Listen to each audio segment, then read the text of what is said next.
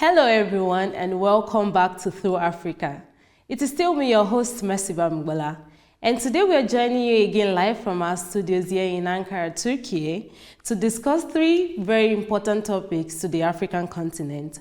And today we'll be starting with the use of storytelling as a tool for inclusive education in Africa.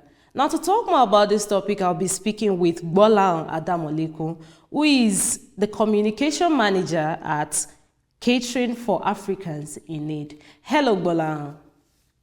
Hello, Messi. Good morning. I'm glad to be here. Oh, good morning and good afternoon from here. Oh, sorry. Good afternoon.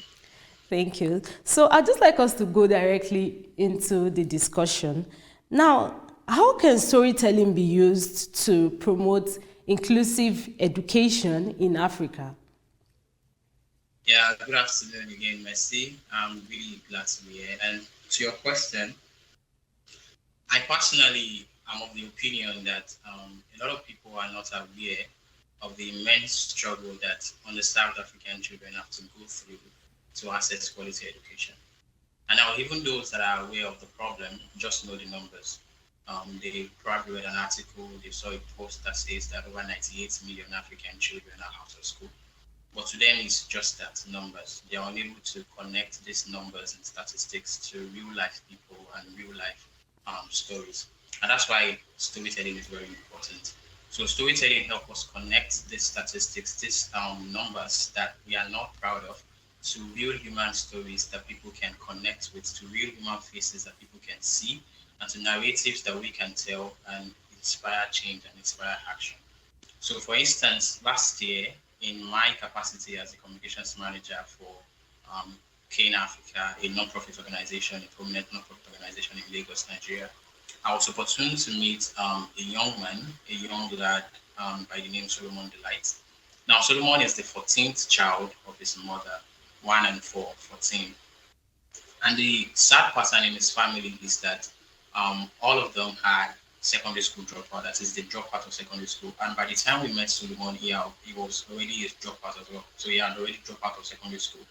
And we needed to enroll him into our tutorial program. And through that program, we went to meet his mother and stuff. And we realized that the mother, despite her old age, was still working on people's farms to earn way, way below minimum wage. And what we saw was that there was no way that that mother would be able to afford to sponsor Solomon's education. And Solomon was destined to be just another of the 14 who dropped out of secondary school. So what we did was to tell Solomon's story on a social media platform. And through telling of Solomon's story, we were able to raise over 1 million Nigerian naira to support Solomon's education and also set up a profitable farm business for his mother. Now, through storytelling, we're able to change the trajectory of Solomon's life. And Solomon now has not only re-enrolled in school, he has sat for and passed his external examinations. And we are working with him right now to be one of the first of 14 to actually attain university in his family and achieve his dream of being a computer engineer. Now that's how far storytelling can go. That's how powerful storytelling can be. When we tell stories of individuals who are going through different type of struggles in accessing quality education that should be their fundamental rights, we are able to inspire change and spur action for people who don't know otherwise. All right, that was a great one day. I'm glad that you actually used the story of, a child to explain this. It just relates to what we're talking about. And you also mentioned the organization you work with, which is Kane. I'm glad that you mentioned that too. I'd just like you to give us a broader explanation of the work you do at the organization and what the organization itself stands for. So our primary goal at Kane Africa, Kane Train to African is in need. That's the abbreviation. That's the acronym is Kane, and we are popularly known as Kane Africa. So our main goal is to bridge the gap between underserved African children and quality education. So we make quality education accessible to underprivileged students in underserved African communities. And how do we do that? We do that by bringing the solution directly into the problem. So for instance, in Alimosho, which is the largest underserved community in Lagos, Nigeria, we set up we established our first multipurpose educational center where students now, from that center, students come in to take daily tutorials in mathematics and English. So students from different schools come into the center to attend these tutorials from well-trained and very qualified teachers. And the quality of education we provide here are so standard. We use all the visual teaching method and all of that technological-driven solutions for education, and that's to complement, sometimes even improve on the quality of education that they receive in their traditional schools. Oh, The organization also have a library. We also give the students and even general public access to this library, so they can do their personal reading, their research in this library. We also have like our ICT program also runs, such that we empower students with creative digital skills that they can use to improve their employability into today's labor market. Because we can all agree that today the world is technology driven right now. So all of our approach is community based, community centered approach, so that we are in the community where the problem is. So we are solving the problem in the community that the problem actually is. And through our collaboration with relevant stakeholders, with organizations, sponsors, donors, and partners, we've been able to impact not less than 11,000 beneficiaries for the past 11 years that we've been in operation. oh, great. That's a huge one. 11,000 is a lot. Now, you mentioned standard teaching methods, and then you said something about digital skills. And of course, we know that the world is moving forward. However, I would like to ask you, how can, traditional storytelling methods be adapted to fit a modern day educational curricula? I believe that we can learn timeless storytelling techniques with contemporary tools and approaches. Now, for example, oral storytelling can be used to teach history and cultural heritage in an engaging way, and students can also be encouraged to tell their stories from their community. And that way, we are preserving our culture and tradition. And also, stories can also be integrated, as funny as it may sound. Storytelling can be integrated into subjects like sciences, maths, just to make it more engaging and explain complex narratives, complex concepts in a more relatable and more engaging narrative. And also, I believe that all of this can be made even easier with the modern technology, because the world, like you said, is evolving and fast. And we can make all of this adaptable with tools like multimedia tools like videos, animation, or even interactive apps that bring the traditional storytelling and complex concepts into a more captivating and more engaging form for today's age of learners. Thank you there. Now, in what ways can storytelling promote gender equality in education? I always say something, and I would like to say it again here, which is storytelling is as powerful as you let it be. Storytelling has the ability to challenge stereotypes, to amplify voices and inspire change. For instance, when we tell stories of girls who are overcoming barriers into education, like um, barriers like early marriage, barriers like poverty, like cultural restrictions, we not only raise awareness to these issues, we are showcasing the incredible potential of empowered girls. And when we also tell the stories of achievements of women in various fields, by showcasing and highlighting role models like maybe women leaders, female scientists, innovators, we encourage girls not to be confined by the restrictions of their immediate community, to look beyond the expectations, their traditional expectations, and challenge stereotypes. Now, a powerful real life example is Malala Yousafzai. Malala Yousafzai courageously stood against the Taliban's ban to girls' education in Pakistan, and through that stand, she became a global symbol of fight for girls. And her story was told through books, through documentaries, news reports, and all of that. And all around the world, she brought the much needed attention to the barriers that girls face in accessing quality education. Now, our story has not only sparked worldwide movement and policy change, it has also created a Malala Fund, which continues to support girls' education in countries like India, countries like Nigeria, and countries like even Afghanistan. Now, just like I said, storytelling is as powerful as you let it be. We can use storytelling to amplify the voices of those that have been marginalized, maybe through cultural restrictions or even policies that are against the inclusivity of girls' education. And through these stories, we inspire communities to value girls' education and challenge harmful norms that limit opportunities to women and girls. Yes, thank you very much, Gbolahan. Now to the final question. How can storytelling help us address future challenges in the African educational system, since we are still talking about Africa? There are a lot of future challenges that have been projected in the educational sector. So where does storytelling come in all of this? Storytelling is a powerful tool to raise awareness. Storytelling is very powerful to foster innovation and also to inspire people to take action. Now, when we tell story, we shine light on the challenges of education in Africa.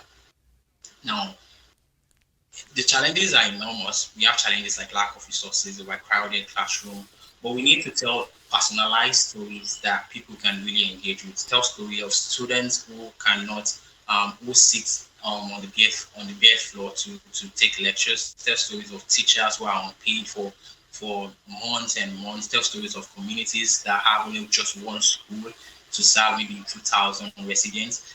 These stories bring the focus and the attention of organizations, of individuals to take action and also inspire action from even people who often live in a bubble. Like a lot of us live in, like I was saying that when we tell the stories of the marginalized children, when we tell the stories of teachers who are unpaid, when we tell stories of students who have to sit on the bare floor to write, to take notes in classes, we bring the attention of global bodies, the attention of organizations to actually invest in African education. And storytelling often help people see beyond their bubble. It helps us see beyond the confines. Because a lot of us live in our bubble. When we hear the numbers of students who are out of school in Africa, we often see them as perhaps children in the far Sudan, children in the refugee camps. But these people are not far from us. They are our next door neighbors, our cleaners, our drivers. Their children are the ones that make up the number that we are seeing that is so enormous that is of children out of school. So when we tell their stories, we bring the global attention to them, and we bring about innovation, we bring about change, and we raise awareness to all of these critical areas that African education needs to improve on. All right, there, Gbolahan Adamolekun, Communications Manager at Catering for Africans in Need. Thank you very much for speaking with us. It was nice having you on the program today. Thank you very much for having me. Thank you very much, Afroturk TV. You're welcome. Now we continue the discussion talking about the current situation going on between France and Chad. And to discuss this topic, I'll be speaking with Oumar Yahya, who is the project manager at ISAR Corporation. Hello, Oumar. Hello, Merci. Oh, good afternoon from here. Good afternoon from Istanbul. It's nice to have you on the show today. Now, I'd just like us to go directly into, the discussion. And before we do, I want us to give a background to the situation going on currently between these two countries. Can you briefly explain to us the historical roots of Chad and the France relationship? Okay, first of all, Merci, thank you very much for inviting me to this very important program. I would like to thank you on behalf of the Afroturk TV administration. Thank you very much. Briefly, based on your question, I would like to describe the relations between Chad and France. Actually, these relations back to the early 20th century, and especially 1920s. Actually, these relations between Chad and France started with the colonization, actually, and especially after the Berlin Conference. We all know when the colonization started during 1884 and 1885. The colonialism and imperialism generally started dividing the world, and especially Africa and the whole world. And the destiny of Chad is to be under the administration of the Republic of France. And during that time, actually, the relations between Chad and France did not started diplomatically, but it started with colonialism and shaped the relations between two states became so stronger till today. And if you know the French, how do you call it? The French administration actually and the French Empire established two important federations during the French Empire and colonialization.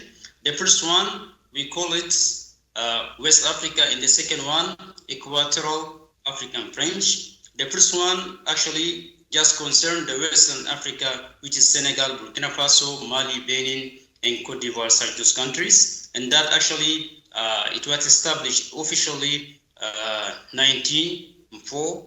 And the second one started 1910. And actually that includes Central African countries, which is Chad, Cameroon, Central African Republic, and Gabon, and Democratic Congo also as well during that time. And that started 1910, the early 20th century. So from that time, actually, France became officially under the administration of France. So during that time, actually, the relation started with that officially, and till today, the relation is continuing. Thank you there, Oumar. Now, you said, the last thing you said was the relationship continues, but how has the colonial past of Chad and the colonial history that it has with France, how has it affected this relationship, and how has it shaped the modern day ties that it has with France? Actually, based on the colonialization between from France to Chad, this effect of the colonialism of France shaped the modern system of Chad till today. For example, if you look till today from economically, militarily, and politically, even monetarily, we see this not only apply to Chad, but it is applied to the former colonial of France. So unfortunately, we are affected by the colonialism, and if you look, because based on the definition of the colonialism, because the colonialism is a policy of conquest and exploitation militarily, politically, and economic methods of people, countries, territories inhabited predominantly by different ethnicities, and imposing even the culture and religion and language as well. So it shaped our educational system, our economic, and even language and religion as well, because we have so different, let's say, tribes or new religion. Actually, even the Christianity, we know it not only in Chad but in general in Africa. The Christianity also was spread during the colonization as well. So it shaped even the religion, the culture, and the habits now, such as we have French language is one of the official languages in Chad. Yes. Now we have it. Definitely. It has shaped a whole lot of the parts of the country. Now, I want to ask you, what about the people, the Chadian people themselves? How do they perceive France's involvement in their country's governance? You know, this constant involvement of the France government in the Chadian government. Generally, people actually against the France political intervention in our country, because unfortunately France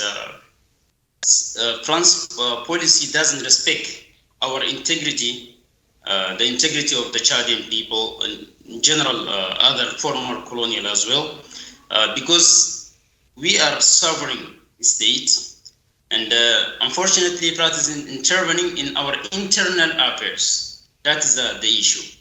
And generally people always react negatively to this intervention.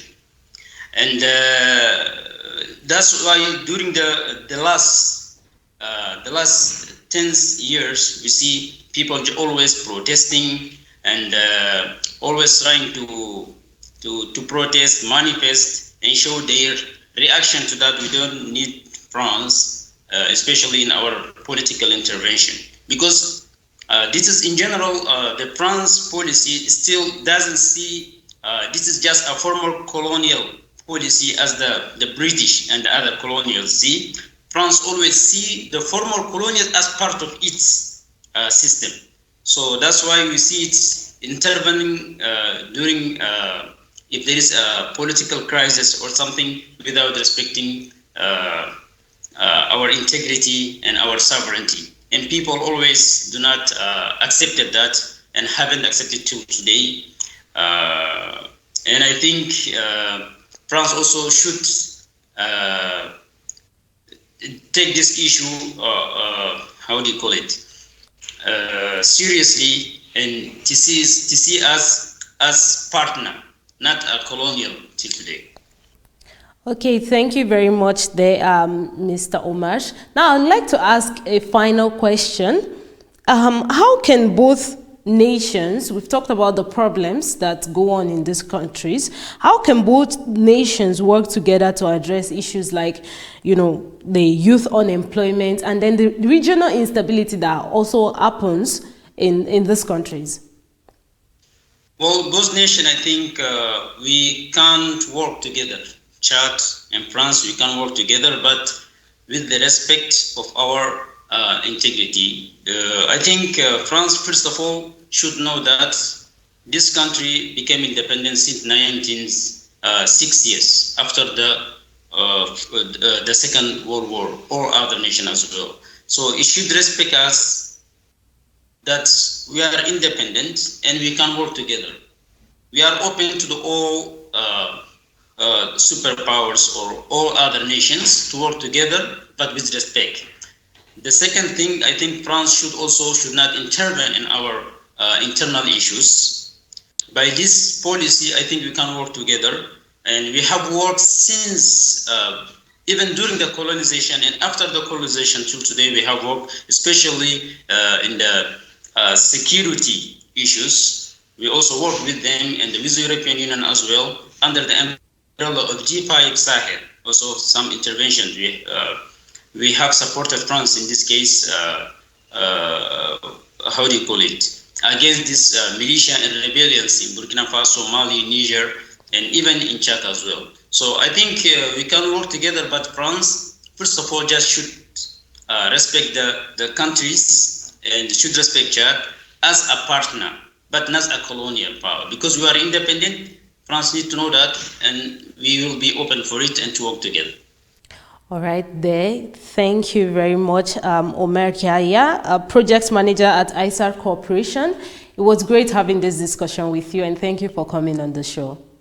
Thank you very much.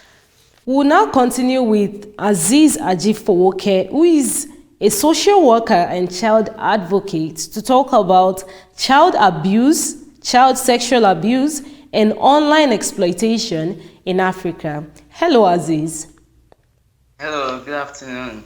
Oh, good afternoon from here too. It's nice having you on the show today. Yeah.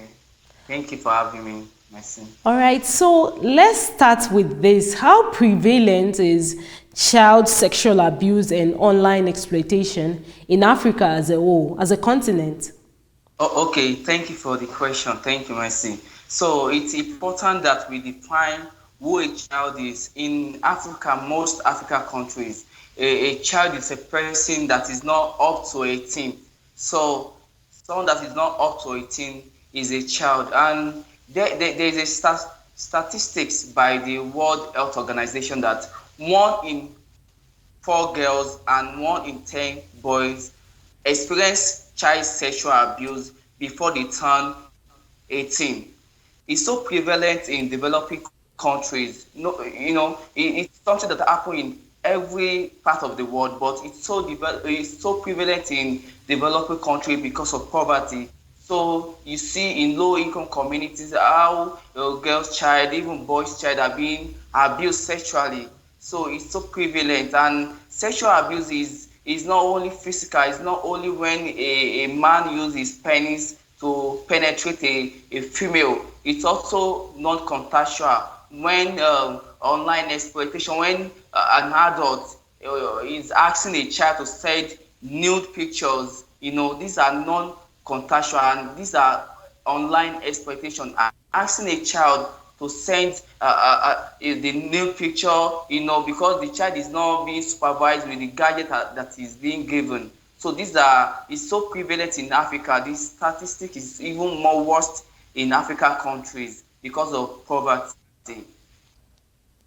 All right. Thank you there, Azeez. And you talked about, the statistics being more prevalent and the problems itself being more prevalent in African countries or developing countries because of poverty. This is one major thing you mentioned.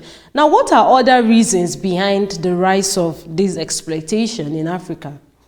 Okay. Another reason for this exploitation is because of awareness. Awareness is we are not creating awareness and advocacy in Africa. There's a need for more awareness so that people can know about, there is child sexual abuse, there is online exploitation. It's when people are aware that, this thing is prevalent, that's when we can now talk about, how can we tackle this challenge? We don't talk about it in Africa, and it's really sad that hardly you see African countries, it's everywhere. So there's need for more awareness. There's lack of awareness in African country. So that's why it's prevalent. All right. Thank you there. Thank you. You talked about the lack of awareness, which is basically why we are doing this, or we're coming on the show today to talk about these issues, because for so long they have been neglected and not talked about. Now, let's talk about online platforms. Online platforms like, TikTok, Instagram, Twitter, even WhatsApp. What role do they play in this issue? Okay, thanks to some social media online platform, they've put some measure in place that once there's a child, someone upload a child video, maybe a child that is being abused on the Twitter, or I'm more conversant with Twitter. Once you report that account, the account will be blocked. So other online platform can do better to make sure that a child, it's really sad when you see it out there, and there is no, Facebook. I know about Facebook too, that once you report that account, it will be blocked. So they are working towards that. I know of Facebook, I know of Twitter. So once you report that platform, it will be blocked. So other online platforms can also play their part to make sure that this online exploitation is reduced to, is eradicated. Thank you there. Now, what initiatives are governments and NGOs undertaking to address this issue? I mean, generally in African countries, what are the measures that are being taken by the government, first of all, and then by NGOs?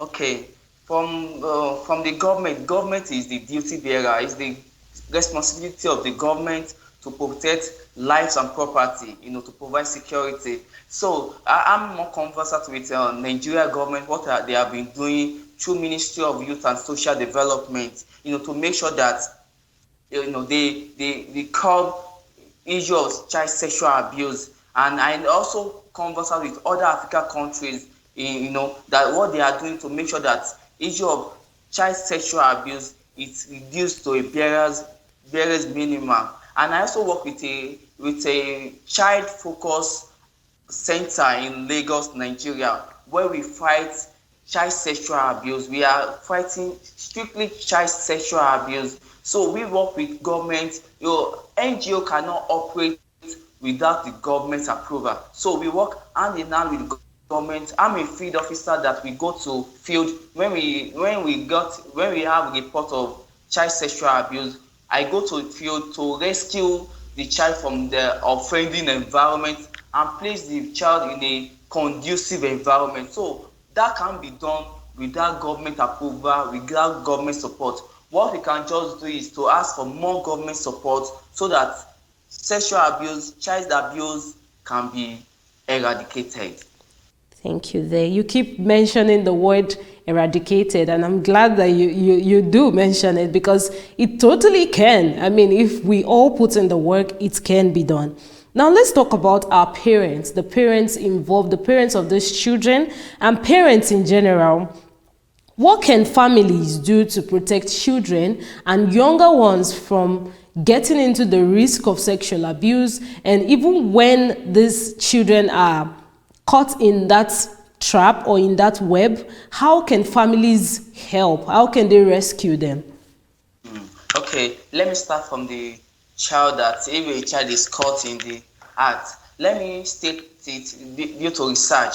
A child, you can a child that is abusing other child, or a child that is watching online pornography, or it means that an adult has influenced that child. It doesn't happen to a child naturally. So in Africa, what I've noticed is that in Africa we don't talk about sex education, and that is why we are here, we are where we are today. When parents are meant to be closer to their children, so that they can discuss every issues. There is no, it's really bad that some children, they can't even identify their body parts. Okay, this is my mouth, this is my penis, this is my vagina, this is my breast. It's when they know all this, they can identify all these body parts. That's why the parents can say that, oh, nobody should touch you here. The body boundaries. So the parents have major role to play